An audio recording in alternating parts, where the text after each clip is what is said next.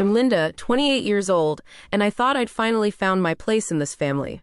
For 6 years since graduating college, I'd been the one everyone turned to when money got tight. Medical bills, car repairs, house payments, I covered it all without complaint. I believed my generosity meant I belonged, that I was valued. But sitting at that restaurant table during Dad's 60th birthday celebration, watching Mom's face twist into something cruel, I realized how wrong I'd been. The woman who raised me was about to say something that would shatter every illusion I had about family loyalty. Before I tell you what happened that night, I'd love to know where you're watching from. Please hit that like button and subscribe if you want to hear how one sentence changed everything between my mother and me forever. Now, let me take you back to that dinner table where my world shifted. Growing up as the middle child between two brothers wasn't easy. Tom was 3 years older, the golden boy who could do no wrong in Mom's eyes. Gary was 2 years younger, the baby who got away with everything. I was just Linda, stuck in between, constantly trying to prove I deserved the same attention and love they seemed to get effortlessly. From elementary school through high school, I threw myself into academics. While Tom played football and Gary charmed everyone with his humor, I studied.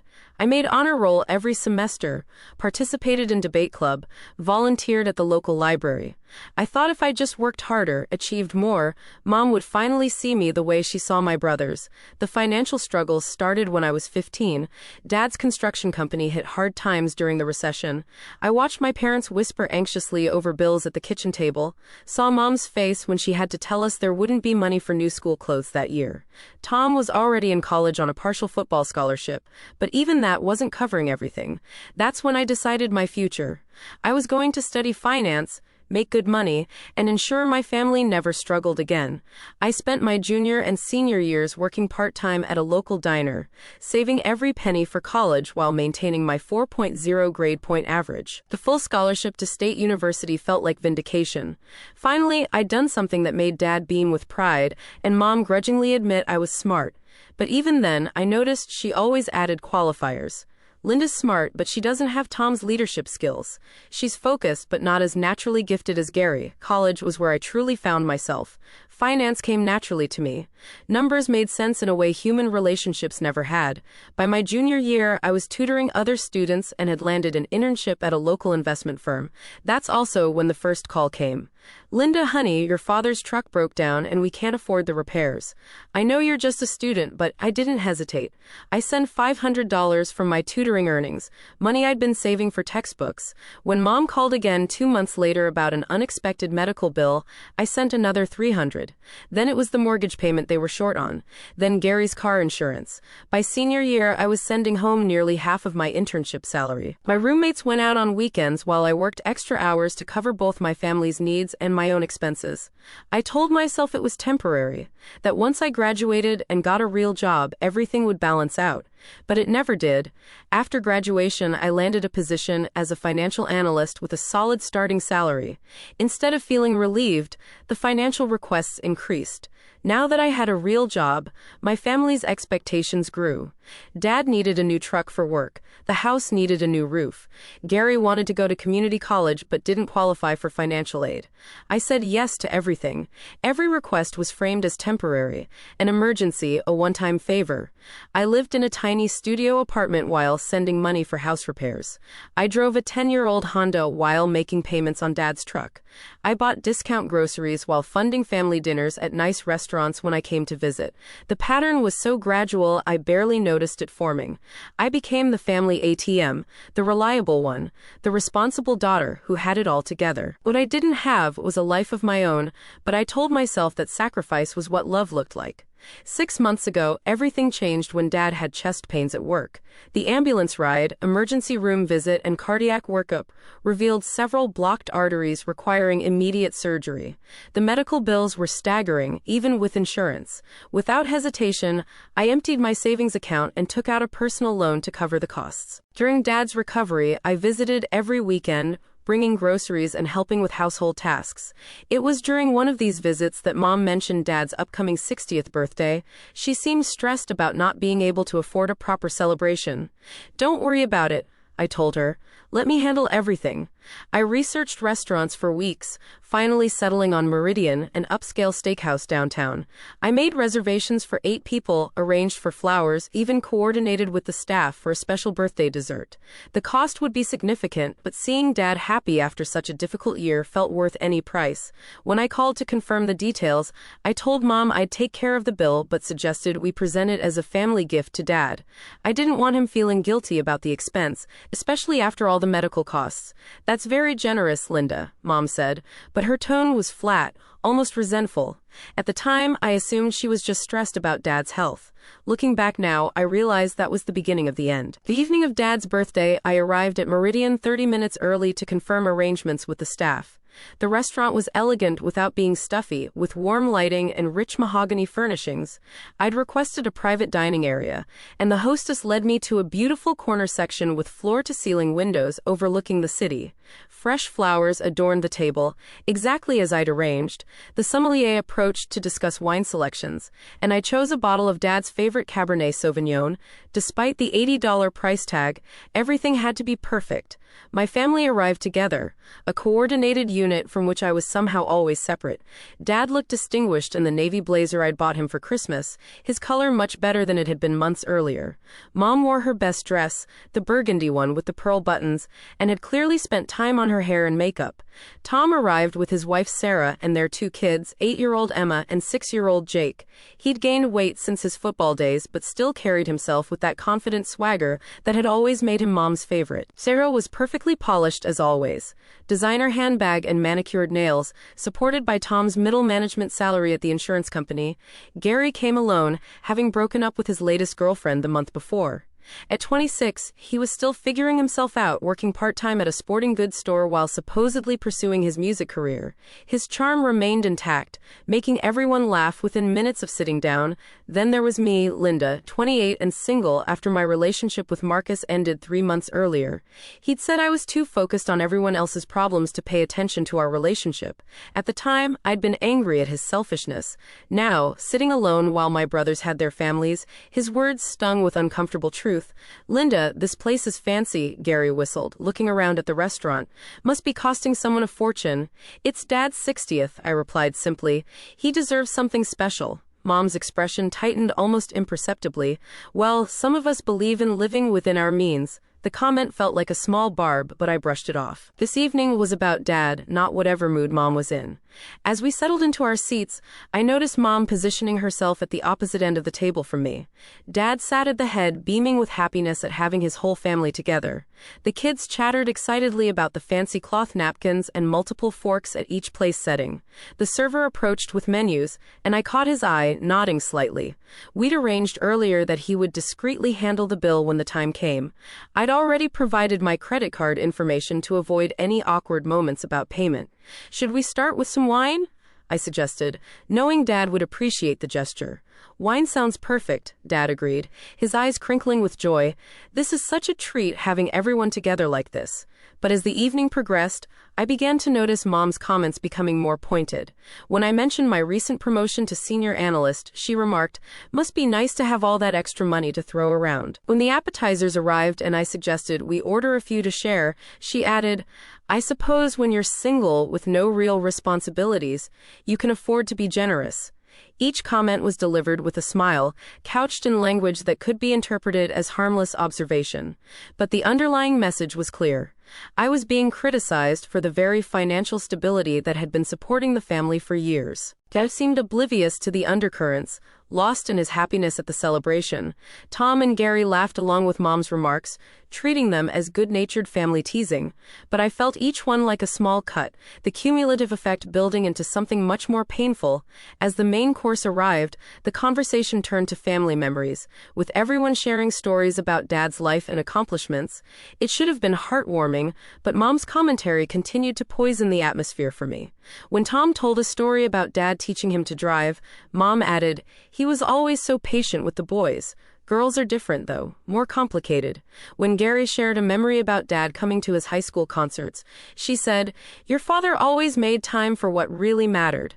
Not everyone appreciates that kind of dedication."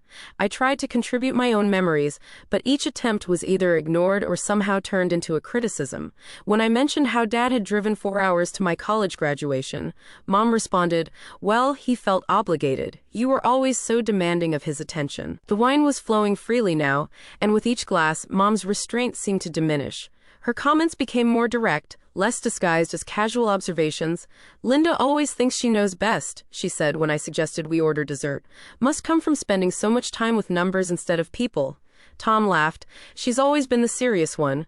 Remember how she used to make spreadsheets for her allowance?" "I was 10, I said quietly, feeling my cheeks burn with embarrassment. "Even then, she was obsessed with money," Gary added, apparently thinking he was being funny. I looked around the table, suddenly seeing the dynamic clearly. I was the outsider, the one they could safely mock because I'd never fought back. The responsible one, the reliable one, the one who paid for everything while being treated like the family joke. Dad must have sensed my discomfort because he tried to redirect the conversation.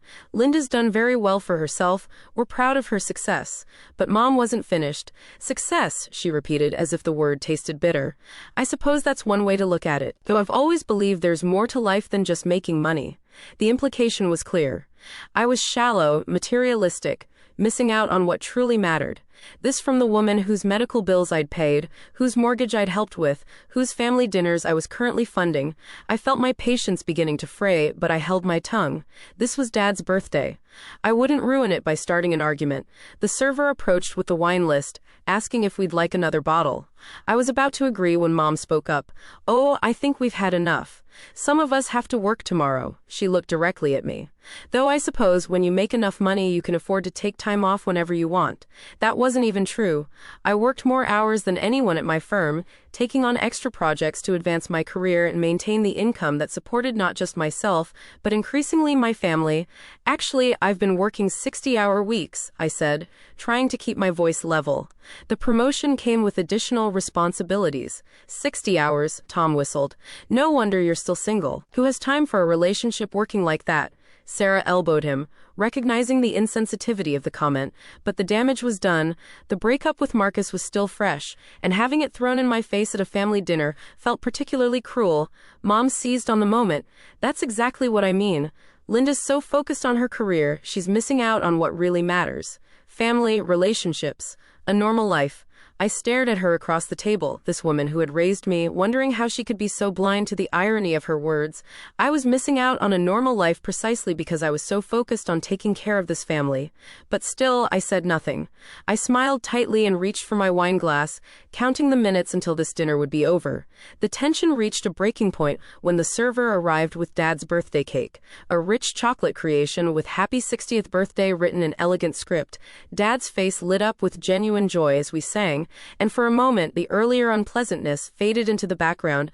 "Make a wish, Dad," Emma called out, clapping her hands. Dad closed his eyes, made his wish, and blew out the candles to enthusiastic applause. The moment felt pure, untainted by the underlying currents that had been building all evening.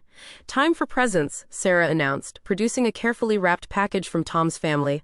The gifts were thoughtful but modest. Tom and Sarah had gotten Dad a nice polo shirt and a book about woodworking. Gary presented a framed photo of himself and Dad from a fishing trip last summer. The kids had made handmade cards that Dad treasured as much as anything else. I had saved my gift for last, both because I wanted it to be special and because I was nervous about the family's reaction. The watch had cost more than everyone else's gifts combined, but when I'd seen Dad admiring it in the jewelry store window months earlier, I'd known it was perfect. "This is from me, Dad," I said, sliding the small velvet box across the table. Dad opened it carefully, and his breath caught when he saw the Omega Seamaster inside. It was a beautiful timepiece, classic and elegant, with a navy blue face that matched his favorite blazer. "Linda," he whispered, his eyes filling with tears, "this is too much. I can't accept this." "You can and you will," I said firmly. "You've worked hard your whole life, Dad. You deserve something beautiful." He lifted the watch from its box with reverent hands, and I helped him fasten it around his wrist. The fit was perfect, and the watch looked distinguished against his tan skin. "It's gorgeous," he said, his voice thick with emotion. "Thank you, sweetheart. I'll treasure it always." But as I looked around the table, I realized my gift had created an uncomfortable moment. Everyone else's presents suddenly seemed inadequate by comparison, and the disparity in cost was obvious to everyone. Gary let out a low whistle. Damn, Linda, that's a serious watch. Language, Sarah scolded automatically, glancing at the kids. Tom was studying the watch with obvious envy. That must have cost a fortune. It doesn't matter what it cost, I said, but I could feel the mood at the table shifting. Mom's face had hardened into something cold and calculating. I watched her processing the implications of my expensive gift, and I could practically see the wheels turning in her mind. Well, she said finally, her voice dripping with false sweetness, I suppose when you don't have a husband or children to support, you can afford to spend money on whatever you want. The comment hit like a physical blow. Not only was she diminishing my gift to Dad, but she was also highlighting my single status and childlessness as personal failures. Dad tried to intervene. Margaret, that's enough. Linda gave me a beautiful gift, and I'm grateful, but Mom wasn't finished. She'd been building up to this moment all evening, and now she was ready to strike. Oh, I'm sure you are grateful, Robert. Linda's always been very good at buying affection. The words hung in the air like poison gas. Everyone at the table understood the implication, that my generosity wasn't genuine love but some kind of manipulation or attempt to purchase approval. I felt my world tilting. This was my mother, the woman who had raised me, and she was suggesting that every sacrifice I'd made for this family was somehow calculated and selfish. That's not fair, I said quietly, my voice barely steady. Isn't it? Mom's mask was slipping now, revealing something ugly underneath. You throw money around like you're doing us all some great favor, but what you're really doing is showing off, making the rest of us feel small. I couldn't believe what I was hearing. 6 years of sending money home, of covering medical bills and mortgage payments and car repairs, and she was framing it as vanity? I've never made anyone feel small, I said, fighting to keep my voice level. I just wanted to help. Help, she repeated mockingly. Right, help. She took another sip of wine, and I could see she was past the point of caring about consequences.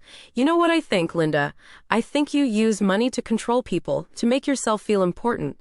The restaurant seemed to fade around us. Other diners' conversations became background noise. All I could hear was my mother's voice, sharp and cruel, cutting through every illusion I'd held about my place in this family. Dad was looking between us with growing alarm. Margaret, please. Not tonight, but Mom was beyond stopping. She'd been holding this in for months, maybe years, and now it was all spilling out. No, Robert, she needs to hear this. Linda thinks she's so much better than the rest of us because she has money. She lords it over us, makes us feel like we should be grateful for every little thing she does. I was shaking now. Years of suppressed hurt and anger rising to the surface. Every little thing. I paid for Dad's surgery. I've been covering your mortgage for 2 years. I'm paying for this dinner right now. The words came out louder than I'd intended, and I noticed other restaurant patrons beginning to glance in our direction. Mom's eyes flashed with something like triumph. She'd succeeded in provoking me, in making me lose my composure at Dad's birthday dinner. There it is, she said with satisfaction. The truth comes out. You keep track of every penny, don't you? Every favor cataloged, every dollar spent held over our heads. That's not true, I said desperately, looking around the table for support, but Tom and Gary were staring at their plates, unwilling to get involved. Sarah was focused on keeping the kids distracted. Dad looked stricken but paralyzed. Mom leaned forward, her voice dropping to a vicious whisper that somehow carried more weight than shouting would have. You want to know what I really think, Linda? I think you're pathetic. A lonely, bitter woman who can't buy the love she's never earned naturally. The words hit me like physical blows, but she wasn't finished. You sit there in your expensive clothes, flashing your money around, thinking it makes you special.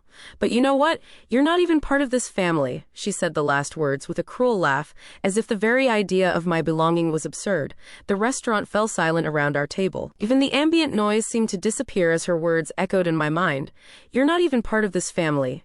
Everything stopped. My heart, my breathing, my ability to think clearly. The woman who had given birth to me, who had raised me for 18 years, had just declared that I didn't belong.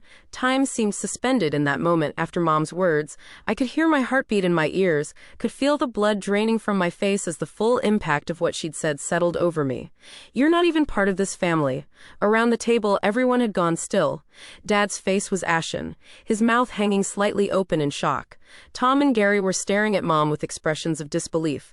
Sarah had her hands over Emma's ears, trying to shield the children from the ugliness unfolding before them, but Mom looked satisfied, almost triumphant. She'd finally said what she'd apparently been thinking for years, and the relief on her face was unmistakable. The rage that built inside me was unlike anything I'd ever experienced. It started as a cold knot in my stomach and spread outward like fire, consuming every rational thought. 6 years of sacrifice, of putting my family's needs before my own, of working 60-hour weeks to support people who saw me as an outsider. I thought about my tiny studio apartment, furnished with secondhand furniture because I'd been sending money home instead of building a real life for myself. I thought about Marcus, who'd left because I was always stressed about family financial crises, always choosing their needs over our relationship. I thought about the watch on Dad's wrist, purchased with money I'd earned through countless late nights and weekend projects. I thought about the medical bills I'd paid without question, the mortgage payments I'd covered without complaint, the credit card debt I'd taken on to keep this family afloat. And I thought about sitting alone in that restaurant, the outsider at my own father's birthday celebration, being told I wasn't even part of the family I'd been supporting. The clarity that came with rage was almost crystalline. For the first time in my adult life, I saw my family dynamics with perfect, painful honesty. I wasn't the beloved daughter who helped out occasionally. I was the family ATM, valued only for what I could provide, resented even for that. Mom was watching me, waiting for my reaction. Perhaps she expected tears or an angry outburst that would let her paint me as the unstable one. Maybe she thought I'd apologize, try to make peace as I always had before. Instead, I reached for my wine glass with a steady hand. The action seemed to surprise her. I could see confusion flicker across her face as I lifted the glass, holding it at eye level as if making a toast. "Perfect," I said, my voice calm and clear despite the chaos raging inside me. "Then don't ask me for any more money." The words dropped into the silence like stones into still water, creating ripples of shock that spread across every face at the table. Mom's expression changed instantly. The triumphant satisfaction disappeared, replaced by something that looked like panic. For the first time, she seemed to understand the implications of what she'd just said. "Linda," she started, but I held up my free hand to stop her. "No, Mom, you're absolutely right. If I'm not part of this family, then I have no obligations to this family." I took a sip of wine, savoring both the taste and the growing alarm on my mother's face. Dad found his voice first. "Linda, sweetheart, your mother didn't mean that. She's just upset about something. This isn't what any of us want." But I was looking at Mom, watching the color drain from her cheeks as she began to calculate what my words meant. "Didn't you mean it, Mom?" I asked, with deceptive gentleness. "Because it sounded like you meant it. It sounded like you've been thinking it for a long time." She opened her mouth to speak, but no words came out. I continued, my voice growing stronger with each sentence. "Because if I'm not part of this family, then I should probably stop acting like I am. I should stop paying for family dinners like this one. I should stop covering mortgage payments and medical bills and car repairs." Tom and Gary were looking back and forth between Mom and me, finally beginning to understand the scope of my financial contributions to the family. "I should probably stop taking calls at midnight when someone needs emergency money," I continued. "I should stop working overtime to cover everyone else's shortfalls. I should start living like the selfish, money-obsessed person you seem to think I am." "Linda, please," Mom whispered, her voice barely audible. But I wasn't finished. 6 years of suppressed resentment were pouring out now, and I couldn't have stopped if I'd wanted to. "You know what's funny, Mom? You're right about one thing. I do keep track of money. So let me share some numbers with everyone." I looked around the table, making eye contact with each family member in turn. $18,000 for Dad's medical bills. $12,000 in mortgage payments over the past 2 years, $8,000 for Tom's car when it was repossessed, $6,000 for Gary's community college tuition that he never finished, $4,000 for the new roof, $3,000 for the furnace repair last winter. With each number, Mom's face grew paler, and my brother's expressions grew more shocked. "This dinner tonight, $350, including wine and tip, all paid for by someone who isn't even part of the family." The silence in the restaurant was complete now. Even other diners had stopped their conversations, sensing the drama unfolding at our table. Mom tried again, her voice desperate. "Linda, I was just upset. I didn't really mean—" "You meant it. I said firmly. And you know what? You're right. I have been trying to buy love, trying to earn my place in this family with money, but you can't buy something that was never for sale. I stood up slowly, my legs surprisingly steady despite the emotional earthquake I was experiencing. The restaurant around us remained silent, other diners pretending not to watch, while clearly riveted by the family drama unfolding at our table. "Where are you going?" Dad asked, panic creeping into his voice. "I'm going home," I said simply, "but first, I need to take care of something." I caught the server's eye and motioned him over. He approached cautiously, clearly aware that something significant was happening at our table. "I need to make a change to the payment method," I told him quietly. "Please remove my credit card from the bill." The server glanced nervously around the table, unsure how to handle the situation.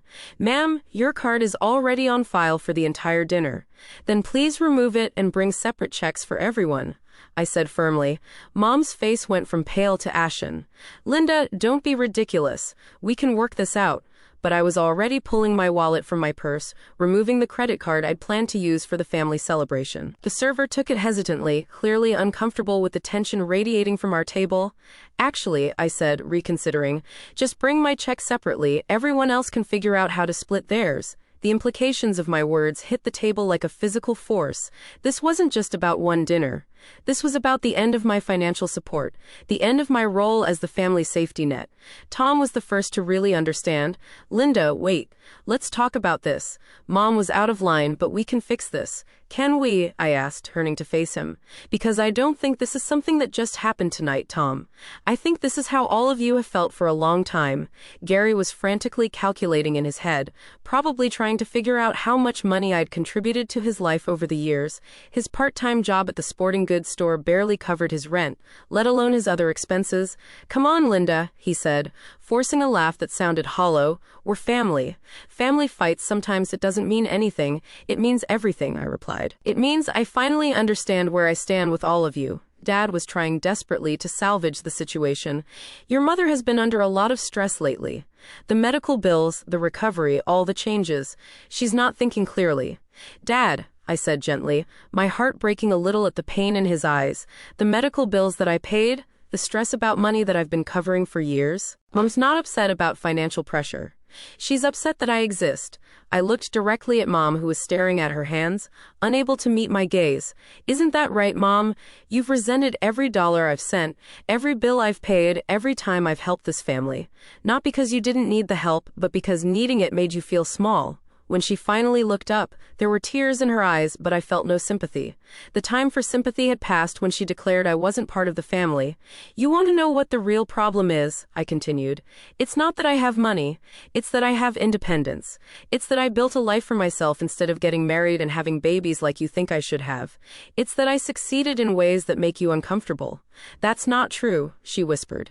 "Isn't it? Because from where I'm standing, it looks like you've been punishing me for not fitting into your idea of what a daughter should be." The server returned with separate checks, placing mine discreetly beside my plate and setting the remaining bill in the center of the table. The amount was significant. I could see from the expressions on my brothers' faces as they glimpsed the total. "I can't afford this," Gary said quietly, the reality of the situation sinking in. "Neither can we," Tom added, looking at Sarah with growing panic. "Not with the kids' expenses and everything else." Dad reached for his wallet, but I could see from his expression that he was calculating whether his fixed income could cover an unexpected $300 dinner bill. "This is exactly what I'm talking about," I said, pulling out enough cash to cover my portion plus a generous tip. "For 6 years, I've been the solution to problems like this. Well, I'm not part of the family, so it's not my problem anymore." Mom was crying openly now, mascara running down her cheeks. "Linda, please. I was wrong to say what I said. I was angry and I lashed out. But you can't just abandon your family over one mistake." "One mistake," I repeated incredulously. "Mom, this wasn't one mistake. This was you finally saying what you've been thinking all along." I placed my money on the table and picked up my purse. The weight of 6 years of family obligation was lifting from my shoulders, leaving me feeling simultaneously lighter and more alone than I'd ever been. "I want you all to understand something," I said, looking around the table one final time. "I never threw money around to show off or make anyone feel small. I helped because I loved you, because I thought that's what family did for each other. But love has to go both ways." Dad stood up, reaching for my arm. "Please don't leave like this." It's my birthday. We can fix this. I hugged him gently, breathing in the familiar scent of his cologne. Happy birthday, Dad. I hope the watch brings you joy for many years to come. Linda, he pleaded. I love you, Dad. I always will. But I can't keep pretending that sending money home is the same thing as being loved in return. I kissed his cheek and stepped back. My decision final. I hope you all figure out how to pay for dinner, I said to the table at large. And I hope you figure out how to pay for everything else too. With that, I walked away from the table, through the restaurant, past the curious stares of other diners, and out into the cool evening air. For the first time in 6 years, I was truly free. The drive home was surreal. I kept expecting to feel guilt or regret about walking out on Dad's birthday dinner, but instead I felt something I barely recognized. Relief. Pure, overwhelming relief at finally standing up for myself. My phone started ringing before I'd even reached my apartment. Dad's number appeared on the screen, then Tom's, then Gary's. I let them all go to voicemail. Whatever they had to say could wait until I'd processed what had just happened. My studio apartment felt different when I walked in. The same secondhand furniture, the same cramped space, but somehow it felt more like home than it ever had before. This was my space, paid for with my money, decorated with my choices. No family obligations hanging over every decision. I poured myself a glass of wine and sat on my small couch, finally allowing myself to fully absorb the events of the evening. 6 years of financial support had ended with one sentence from my mother. 6 years of sacrifice, of putting family needs before my own, dismissed as selfishness and showing off. The phone rang again, Mom's number this time. I stared at it for several rings before declining the call. The voicemail started accumulating quickly. Dad's first message was desperate, pleading. Linda, sweetheart, please call me back. Your mother is beside herself. She knows she made a terrible mistake. We can work this out. Please don't let one bad evening destroy our family. Tom's message was more practical, more panicked. Linda, I don't know what just happened back there, but we need to talk. I had no idea you were covering so much of Mom and Dad's expenses. We need to figure this situation out. Gary's was shorter, more emotional. I messed up, Linda. We all did. I never realized how much you've been doing for all of us. Please call me back. But it was Mom's message that revealed the most. Linda, I know you're angry, and you have every right to be. I said terrible things tonight, things I didn't mean, but please, we need to talk. Your father's surgery bills aren't the only debts we have. We owe money on the house, on the cars, on credit cards we used for living expenses. Without your help, I don't know how we're going to manage. Please, honey. I'm sorry. I played that message 3 times, each listening revealing new layers of manipulation. Even in her apology, Mom was focusing on what my withdrawal of support would cost them, not on the pain her words had caused me. The next few days brought a constant stream of phone calls, text messages, and emails. Dad called every morning and evening, his voice growing more strained with each message. Tom and Gary took turns trying different approaches. Guilt, anger, bargaining, pleading. But it was the silence from Mom that spoke the loudest. After that first desperate voicemail, nothing. No apology, no attempt to make amends, no acknowledgement of the pain she'd caused. Her silence confirmed what I'd suspected. She wasn't sorry for what she'd said, only sorry for the consequences. A week after the dinner, I made a decision that would have been unthinkable before Mom's declaration. I booked a vacation to Hawaii, something I'd been putting off for years because there was always a family financial crisis that needed my attention. The travel agent was surprised by how quickly I made decisions. First-class flights, oceanfront hotel, full spa package. For the first time in my adult life, I was spending money on myself without calculating how it would affect my family support budget. This is quite a splurge, the agent commented as she processed my credit card. I'm celebrating my independence, I told her. The vacation was a revelation. 10 days of beaches and spa treatments and fine dining. 10 days of not checking my phone every hour for financial emergency calls from home. I read novels on the beach, took sunset walks along the shore, had conversations with strangers who knew nothing about my family obligations. On the flight home, I felt like a different person. Tanned, relaxed, and most importantly, confident in my worth as an individual rather than as a financial resource. The transformation wasn't lost on my colleagues at work. My boss, Jennifer, commented on my improved focus and energy during our next team meeting. Whatever you did on vacation, keep doing it, she said. Your performance has been exceptional since you got back. It turned out that not being constantly stressed about family finances was good for my career. Who would have thought? 3 3 months after Dad's birthday dinner, the full consequences of my withdrawal from family financial support became apparent. The phone calls had continued, growing more desperate as bills came due, and the family realized I wasn't bluffing about ending my support. Dad's first call came when the mortgage payment was due. His voice was shaky, older somehow. "Linda, I hate to ask, but we're short on the house payment this month. Could you possibly help us out one more time? I know things ended badly at dinner, but this is about keeping a roof over our heads." I listened to the entire message twice before deleting it. The old Linda would have immediately transferred money, would have worked overtime to cover the shortfall. The new Linda recognized manipulation when she heard it. Tom called when his own financial house of cards began tumbling down. Apparently, he'd been counting on my continued support more than I'd realized. "Linda, I don't know how to say this, but I might lose my car. I've been behind on payments for months, and I was counting on being able to ask you for help like always. I know Mom was out of line, but you can't punish me for what she said." But I wasn't punishing anyone. I was simply no longer enabling a dysfunctional dynamic that had been damaging all of us. Gary's situation was the most predictable. Without my financial support, his part-time income couldn't sustain his lifestyle. He'd been evicted from his apartment and was living on friends' couches. "I get it, okay?" his voicemail said. "You're mad at Mom, and you should be, but I'm about to be homeless, Linda. I'm your brother. Doesn't that mean anything?" It meant everything, which was exactly why I couldn't keep enabling his refusal to take responsibility for his own life. The most revealing conversation came from an unexpected source. Sarah, Tom's wife, she called me at work one afternoon, her usually composed voice strained with stress. "Linda, I need you to understand something. Tom's been lying to me about our finances for years. I thought we were doing okay, but apparently he's been relying on money from you to cover basic expenses. I had no idea. I'm sorry, Sarah. I never meant for my support to create problems in your marriage. That's not why I'm calling," she said firmly. "I'm calling because I think you did the right thing walking away. Tom needs to learn to handle his own responsibilities. We both do." Her words meant more to me than she could have known. Finally, someone in my family was acknowledging that my withdrawal wasn't cruelty but necessity. "How are the kids handling everything?" I asked, genuinely concerned about Emma and Jake. "They're fine. Better than fine, actually.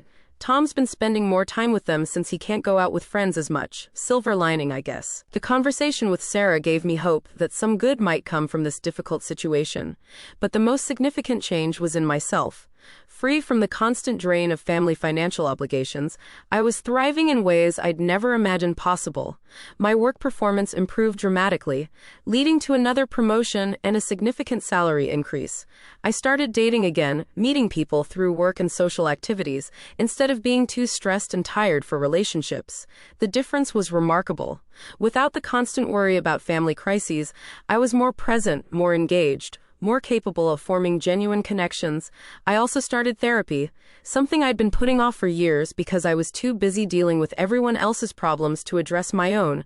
Dr. Patricia Chen became an invaluable guide in helping me understand the family dynamics that had shaped my adult life. "You've been functioning as the parentified child," she explained during one of our sessions, "taking on adult responsibilities and emotional burdens that weren't yours to carry. Your mother's resentment likely stems from the fact that your competence highlighted her own feelings of inadequacy." The insight was both painful and liberating. I began to understand that Mom's cruelty hadn't been about my failures, but about her own insecurities and the power dynamics within our family system. 4 months after the dinner, Dad finally called with a different kind of message. "Linda, I need to tell you something. Your mother and I have been going to counseling. She's been working through some issues about self-worth and family dynamics. She wants to apologize to you properly when you're ready to hear it." I appreciated Dad's message, but I wasn't ready yet. The hurt was still too fresh, the patterns too ingrained. Real change would take time to prove itself. 6 months after that fateful birthday dinner, Mom finally reached out with a letter instead of a phone call. The handwritten pages arrived on a Tuesday afternoon, and I let them sit on my kitchen counter for 3 days before finding the courage to read them. "Dear Linda," the letter began, "I know I have no right to expect you to read this, let alone respond to it. But I need to try to explain, and more importantly, to apologize for the terrible things I said to you." The letter was 5 pages long, detailing Mom's journey through therapy and her growing understanding of how her own insecurities had poisoned our relationship. She wrote about feeling inadequate as a mother, especially in comparison to what she saw as my competence and success. "I was jealous of you," she admitted.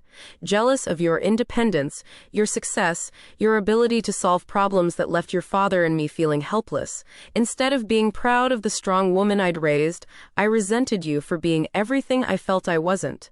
She acknowledged the years of financial support I'd provided and the sacrifice it had required. I know now that every dollar you sent home represented hours of your life, opportunities you gave up, dreams you deferred. Instead of being grateful, I was resentful.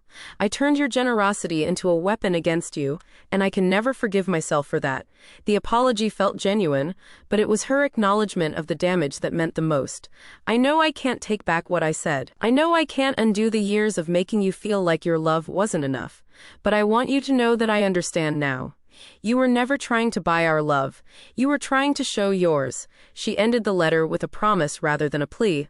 I don't expect forgiveness. I don't expect you to return to the way things were. But I promise that if you ever decide to give me another chance, I will spend the rest of my life trying to be the mother you deserved all along. I read the letter multiple times over several days, each reading revealing new layers of meaning and emotion. In therapy, Dr. Chen helped me process my feelings about Mom's apology and what it might mean for our future relationship. Apologies are important, she said, but they're just the beginning. Real change requires sustained effort and behavioral modification over time. I decided to write back, but I kept my response brief and boundaried. Mom, I received your letter and I appreciate your honesty about the therapy and your insights. I'm glad you're working on understanding these patterns. However, I need more time before I'm ready to rebuild our relationship. When I am ready, it will need to be a completely different dynamic than what we had before. I didn't mention money or financial support. That conversation would come later, if at all. Meanwhile, my life continued to improve in ways I'd never anticipated. The promotion at work came with opportunities to travel and lead major projects.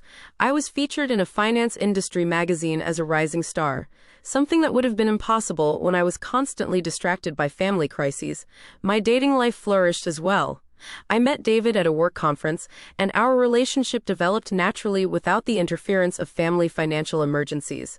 He was a marketing executive with his own demanding career, and he understood my professional ambitions in ways Marcus never had. You seem so centered, David commented after we'd been dating for 2 months, like you really know who you are and what you want. I'd never thought of myself that way before, but he was right. For the first time in my adult life, I was living according to my own priorities instead of constantly reacting to other people's crises. The family financial situation continued to deteriorate without my support, but it also forced everyone to make long overdue changes. Dad took on consulting work to supplement his retirement income. Tom finally had honest conversations with Sarah about their finances and started budgeting properly. Gary found a full-time job and moved into a smaller, more affordable apartment. Were they struggling? Yes. But they were also growing, learning to handle their own responsibilities instead of relying on me to solve their problems. The first family contact after Mom's letter came from an unexpected source. My niece Emma, now 9 years old. She called me on a Saturday afternoon, her young voice uncertain but determined. Aunt Linda, it's Emma. I'm calling because I miss you and I want to know if you're okay. The innocence of her concern nearly broke my heart. I'm doing very well, sweetheart. How are you? I'm good. Mom and Dad explained that Grandma said some mean things to you and that's why you don't come to family dinners anymore. I just wanted you to know that I love you. Children, I reflected, often understood what adults made complicated. I love you too, Emma, more than you know. Will you come to my birthday party next month? I promise Grandma will be nice. The invitation was touching, but I wasn't ready for family gatherings yet. I can't come to the party, but how about if you and I have our own celebration, just the two of us? Her excitement was infectious. Really? Can we go to that place with the big sundaes? Absolutely. That afternoon with Emma was a turning point. She chattered about school and friends and her latest art projects, treating me like the beloved aunt I'd always been. She didn't care about money or family dynamics or adult complications. She just loved me for who I was. Are you ever coming back to family dinners? She asked as I drove her home. Maybe someday, I said honestly, but some things need to change first. Like what? Like people need to learn how to treat each other with kindness, even when they're upset about other things. She nodded solemnly. That makes sense. out of the mouths of babes. 1 year after Dad's birthday dinner, I received a call that I'd been both expecting and dreading. Dad's voice was strained, older than his 61 years. "Linda, I need to tell you something. Your mother had a heart attack yesterday. She's in the hospital, and the doctors say she's going to be okay, but it was serious." My first instinct was to ask about insurance, about bills, about whether they needed financial help. But I caught myself. That wasn't my role anymore. "I'm sorry to hear that, Dad. How are you holding up?" "I'm scared," he admitted. "And I keep thinking about how things have been between all of us this past year. Life's too short for this kind of separation." I drove to the hospital that evening, my first time seeing my parents in 12 months. Dad looked exhausted. Worry lines etched deeper into his face. But he lit up when he saw me, pulling me into a fierce hug. "Thank you for coming," he whispered. Mom was awake when I entered her room, and the year apart had changed her as much as it had changed me. She looked smaller somehow, more fragile, but also calmer. "Linda," she said softly, "I wasn't sure you'd come." "You're my mother," I replied simply. Of course I came. We talked for an hour, carefully avoiding the topics that had driven us apart. She asked about my work, my life, my happiness. I asked about her recovery, her plans, her needs. It wasn't the reunion either of us might have imagined, but it was a beginning. As I prepared to leave, Mom caught my hand. "I've been thinking about what I said that night at dinner," she said. "About you not being part of the family. It was the cruelest thing I've ever said, and the most untrue. You're not just part of this family, Linda. You're the heart of it." Tears filled my eyes, but they weren't tears of sadness. They were tears of recognition, of finally being seen for who I really was. "I know," I said. And I did know. I'd always been the heart of the family. The question was whether they deserved that heart. "I don't expect things to go back to the way they were," Mom continued. "The way they were wasn't fair to you. But I hope we can find a new way forward." Over the following months, we did exactly that. Family dinners resumed, but with new rules and dynamics. Everyone contributed what they could, whether financially or through time and effort. I helped when I chose to, not because I was expected to solve every problem. Mom and I attended therapy sessions together, working through decades of complicated family dynamics. It was difficult work, but it was also healing. Tom and Gary both made efforts to rebuild their relationships with me, acknowledging the ways they'd taken my support for granted. Their apologies came with behavioral changes, with genuine effort to be better brothers and more responsible adults. 6 months after Mom's heart attack, we celebrated Dad's 61st birthday at the same restaurant where everything had fallen apart the year before. But this time, everyone contributed to the bill. This time, I was there as a beloved daughter, not a financial resource. As we raised our glasses in a toast to Dad, I caught Mom's eye across the table. She smiled at me, a smile full of love and respect and genuine appreciation for the woman I'd become. "To family," Dad said, his voice strong and happy. "To family," we all echoed. But this time, when I said those words, I knew I truly belonged to the family I was toasting. Not because of what I could provide, but because of who I was. The heart attack had been a wake-up call for all of us, but especially for Mom. She'd realized that pushing away the people who loved her most wasn't protecting her pride. It was destroying her family. My relationship with David continued to flourish. He'd been incredibly supportive during the family crisis, understanding that sometimes loving someone means giving them space to heal their other relationships. "You're different than when we first met," he observed one evening as we walked through the park near my apartment. "Different how?" "More at peace with yourself, more confident in your worth." He was right. The year of separation from my family had taught me that my value wasn't contingent on what I could do for other people. I was worthy of love simply for being myself. Work continued to go well. I'd been promoted again and was now managing a team of analysts. The leadership skills I'd developed through years of managing family crises translated well to professional management, but without the emotional manipulation and guilt.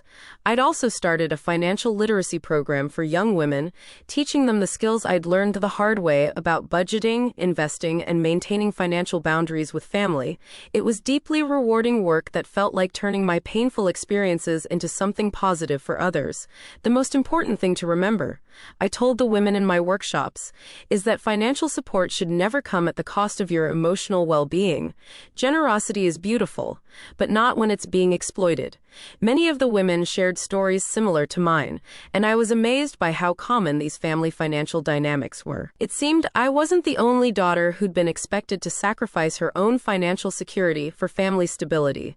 As the second anniversary of that birthday dinner approached, I found myself reflecting on how completely my life had changed. I was in a healthy relationship, thriving professionally, financially stable, and most importantly, at peace with my family relationships. The woman who had walked out of that restaurant 2 years earlier had been broken and desperate for validation.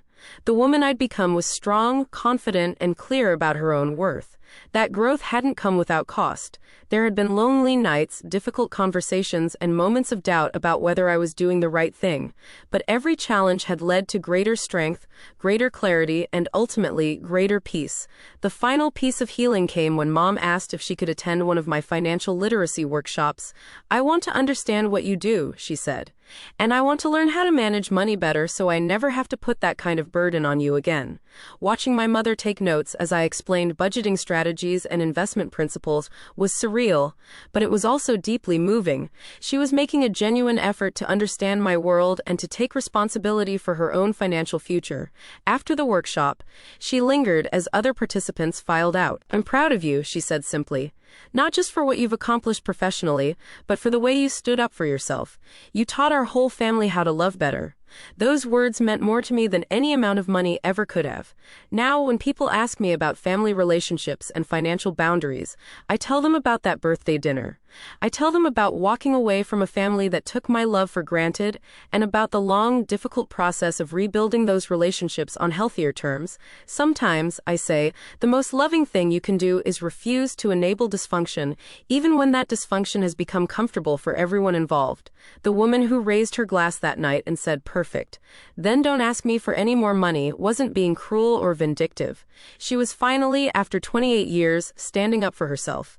And in doing so, she saved not just herself, but her entire family. Because real love isn't about what you can provide for someone else. Real love is about seeing each other clearly, accepting each other fully, and choosing each other freely. That's the kind of family I have now. And it's worth more than all the money in the world. Have you ever had to set difficult boundaries with family members? How did you find the courage to prioritize your own well-being? I'd love to hear your thoughts in the comments below. If this story resonated with you, please hit that like button and subscribe for more real-life stories about family, relationships, and finding your own strength. Share this video with someone who might need to hear that their worth isn't measured by what they can do for others. Thank you for listening to my journey, and remember that sometimes the most loving thing you can do is love yourself enough to demand better treatment. Until next time, take care of yourselves and each other.